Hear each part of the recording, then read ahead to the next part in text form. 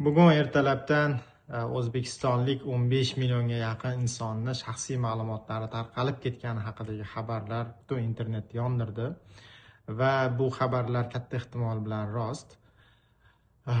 Demak, autentifikatsiya tizimi bor, raqamli hukumat tizimida. Bu sizni haqiqatdan sizligingizni tasdiqlab beradi. Bundan juda ko'p davlat idoralari foydalanadi. Mana shu umumiy tizimdan, mana shu tizimdan ma'lumotlar sizdirilgani aytilmoqda. Boshida ko'pchilik aholini ro'yxatga olish saytidan deb o'ylagan edi, lekin u yerdan emas ekan, sababi u yerda birinchidan rasmlar ham yo'q edi. Xullas, bo'lgan ish bo'ldi. Endi nima qilishimiz kerak degan savollar oldimizda turibdi. Eng avvalo, mayli aybdorlarni topib jazolash bu eng muhimi.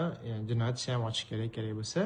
Undan tashqari siz o'zingiz nima qilishingiz kerak? Birinchi o'rinda imkoni bo'lsa, albatta OneID tizimiga kiring va parolingizni almashtirib qo'ying. Hoziroq, har ehtimolga qarshi. Parollar tarqamagan ekan-ku, lekin har ehtimolga qarshi. Ikkinchidan, sizga endi firibgarlar ko'proq telefon qilish boshlaydi, sababi 15 million odamni ma'lumoti bo'lgandan keyin firibgarlar telefon raqamlariga birma-bir telefon qilib chiqishadi va siz haqingizda ko'p ma'lumotlarni aytishi mumkin. JSHR raqamingizni, pasport seriyingizni, tug'ilgan joyingiz, sanangiz va hokazo. Unga ishonib qolmang. Kim telefon qilsa ham, bankdanman deydimi, tergovchiman deydimi, vazirlikdanman deydimi, hokimiyatdanman deydimi, qayerdanman desa ham ishonib qolmang va siz ular so'ragan narsani qilmang. Masalan, SMS kodda ayting deydi, falon narsani yoqib yuboring, piston narsani qilib yuboring deydi.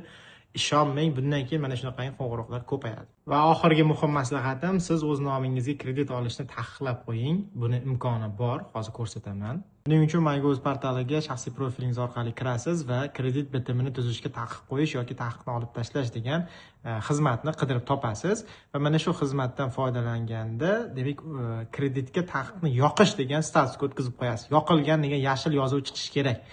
Hozir sizda masalan o'chirilgan degan qizil yozuv chiqib turgan bo'lishi mumkin. Menda o'zi yoqilgan turibdi mana bir necha yildan buyon.